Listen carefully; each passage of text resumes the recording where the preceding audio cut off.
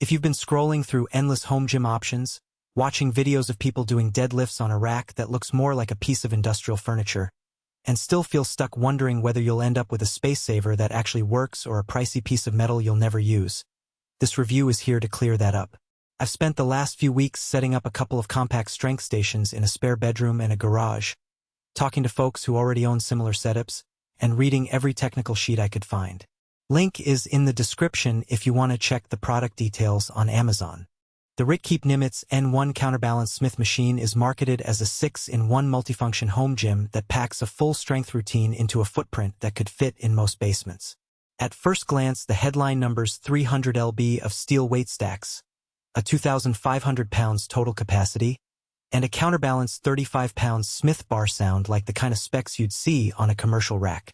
The real question is whether those specs translate into everyday usability for someone who isn't a professional lifter but still wants to hit squats, bench presses, rows, and a few isolation moves without cluttering the house.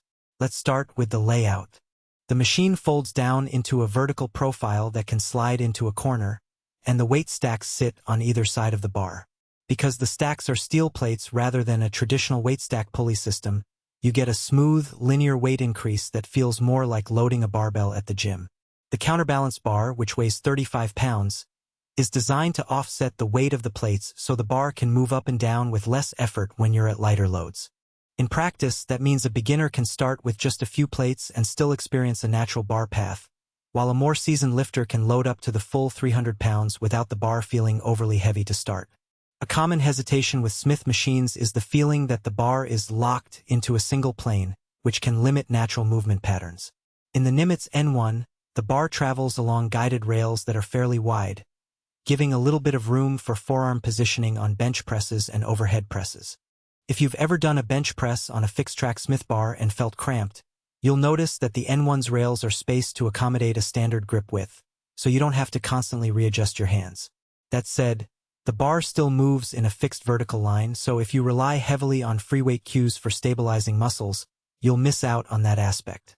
The machine is best suited for people who want the safety and simplicity of a guided bar for compound lifts, especially when training alone. Now, let's talk about the weight stacks.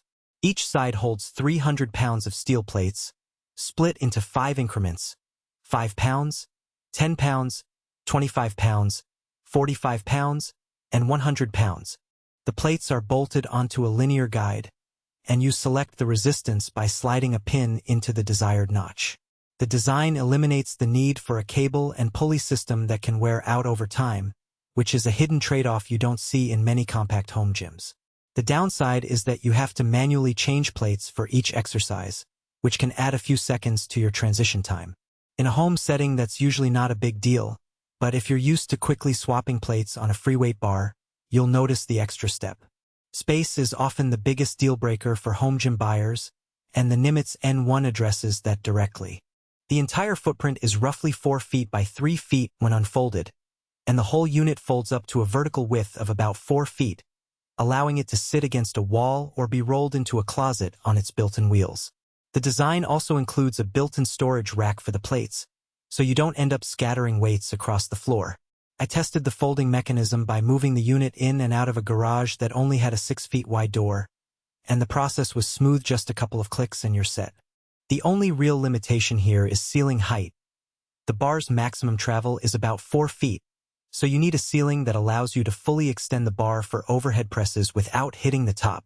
In most standard 8-foot ceilings, that isn't a problem, but if you have a low ceiling, it could cut your range of motion. What about the durability? The frame is constructed from 2-in-2 in steel tubing, welded at the corners for rigidity. The 2,500 pounds total capacity rating isn't just marketing fluff. I loaded both sides with the full 300-pound stacks, added a 250 pounds barbell for a squat simulation, and the unit showed no flex or wobble. The rails that guide the bar are also steel, with low-friction nylon inserts that keep the bar moving smoothly. The main wear point will be the pins you use to select weight. They're made from hardened steel, but over years of heavy use you might notice a